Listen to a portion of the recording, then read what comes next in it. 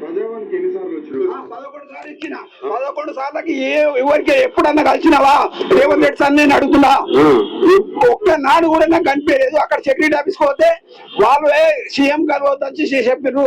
మీరు వీళ్ళు కంచెలు బద్దలు పెట్టినా అన్నారు, ప్రజలకు దగ్గర ఉంటాను అన్నారు. ఇవన్నీ బద్దలు వాళ్ళ కొట్టే నేను అందరు అందుబాటులో ఉంటాను. ఒక్కనాడు కూడా కలిసినవా? నేను 6 నెలల సంధి తిరుగుతున్నా. ఎప్పుడన్నా కలిసినవా? ఒక్కడికన్నా అక్కడ సెక్రటరీ ఆఫీస్ పోతే వాళ్ళు నేను కలవని అంటారు. ఇక్కడ వస్తే ఇల్లుగా ఈ కలవవు. కనీసం సీఎం కాకపోయినా ఎమ్మెల్యేలు మంత్రులు కలుతారా? ఎవ్వరు కూడా లేదు, అందుబాటులో లేదు. అందరు అదే పాటలు ఉంటారు. వాళ్ళకన్నా వీళ్ళు ఎక్కువ ఉంటారు. ఇంకా వాళ్ళే అంటే వాళ్ళకన్నా ఎక్కువ. మీరు ఏ లాభం వచ్చి రేవంత్ రెడ్డి నేను అడుగుతున్నా, నువ్వు వచ్చిన లాభం ఏముంది? ఫలితం ఏమైనా ఉందా? ఇప్పటి వరకు 6 నెలల సంది తిరుగుతున్నా. నీకు ఏమన్నా న్యాయం చేసినావా? నాకు ఏ జిల్లా? మాది మామనార్ జిల్లా పుత్తూరు మండలం గ్రామం కొత్తూరు. అంటే మీ జిల్లా సీఎం మళ్ళా? మా జిల్లా సీఎం మా బంధువే. ఏం లాభం నీకు చెప్పు? అంటే నువ్వు రేవంత్ రెడ్డి సొంత బంధువు? బంధువు అయితే కూడా నువ్వు ఎవరికైనా చేసినావా? కళ్ళు నిలుస్తున్నావా? ఏం న్యాయం చేస్తున్నావు రేవంత్ రెడ్డి? నీది న్యాయమేనా నీకు? చెప్పు. ఇప్పుడు నువ్వు ఏం చేస్తావు? 6 నెలల సంది తిరుగుతాడో నువ్వు అందుబాటులో లేవు. ఏం లాభం నువ్వు చెప్పు. పెద్ద మనిషికి అర్థం కాలే. రేవంత్ రెడ్డి ఏమన్నాడు? మా దాంట్లో కూడా ధనవంతులనే లోపల రానిస్తాం, పేదోని బయటికి వెళ్ళగొడతాం అని చెప్పిండు. అప్పుడే ఆయన అన్ని కరెక్టే చెప్పిండు, మనోళ్ళే అర్థం చేసుకోలే. మా రెడ్డిలలో కూడా అందరు రెడ్డిలను లోపల రానిస్తామని, ఎవరికైనా డబ్బు ఉంటే లోపల రానిస్తాం, డబ్బులు లేనోడు బయటికి వెళ్ళగొడతాం అన్నారు. డబ్బు లేనోడు కాబట్టి పాపం ఆడ తిరగవలసి వస్తాను. కేసీఆర్ ప్రభుత్వ భవన్లోకి వెళ్ళి బయటికి వెళ్ళాడు అంటారు.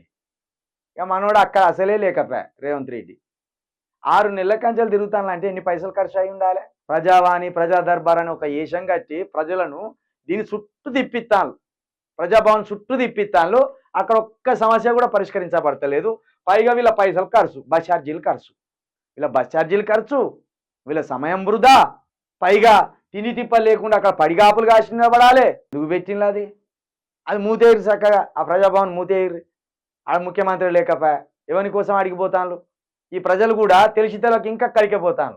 ఎవ్వరు పోకుర్రి మీరు ఎమ్మెల్యేలను ముట్టడించండి, ఎమ్మెల్యేల ఇండ్లను ముట్టడించండి. మీకు సమస్యలు ఉంటాయి, అన్ని అవుతాయి. ప్రజాభవన్ పెట్టి ఆడ లేనప్పుడు మీరు ఆడికిపోతే ఆయన ఎడు దొరుకుతాడా? మీరు బ్రాలే ఉన్నారు. కాబట్టి ప్రజలారా, ఇది ఈ తెలంగాణలో నడుస్తున్న దుర్మార్గం. ఇది రైతులను చంపుకుంటూ రైతు ప్రభుత్వం అంటాను, రైతులను ఇబ్బంది పెట్టుకుంటూ రైతు ప్రభుత్వం అంటాను. ఇక ముఖ్యమంత్రి జాడ ఇక్కడ అసలే లేదు. మరి ఆయన ఢిల్లీనే ఇల్లు కట్టుకొని ఉంటే బాగుంటుంది. ఈడుండే బదులు మీరు ఢిల్లీలోనే ఉండి, ఇప్పుడు ఈడుండి మీరు చేసేదే ఏం లేదు. ఈడుండి గ్రామాలలోకో జిల్లాలలోకో నియోజకవర్గాలలోకో పోయి తిరిగేది లేదు. కాబట్టి మీరు ఎక్కడున్న గత్యం ఉన్నది. కాబట్టి మీరు ఢిల్లీలోనే ఇల్లు కట్టుకొని ఢిల్లీలో ఉంటే సోనియా గాంధీ ఏ నిమిషం ఫోన్ చేసినా చక్కా వెంటనే ఇంటి పక్కనే ఉన్న మేడం అని పోయి కలవచ్చు. మీరు మా ముఖ్యమంత్రి కాదు, సోనియా గాంధీకి బండ్రౌత్. కాబట్టి బండ్రౌత్ గారు ఎప్పుడు సోనియా గాంధీకి అందుబాటులో ఉండాలి. కాబట్టి మీరు మాకు అవసరం లేదు, మీరు అక్కడి నుంచెల్లే రిమోట్ కంట్రోల్ చేయండి, ఇక్కడ వ్యవస్థ నడిచిపోతుంది. ఏదో ఒక రోజు మా ప్రజలు మళ్ళీ ఓట్లేసే రోజు వచ్చినప్పుడు ఆ రోజు మీకు చెంప చెల్లుమనేలా చెప్పుదొరు కొట్టినట్టు చేసేలా మీకు కూడా బుద్ధి చెప్తారు. కాబట్టి ప్రజలారా, ఇది తెలంగాణను ఆగం చేస్తున్నది కాంగ్రెస్.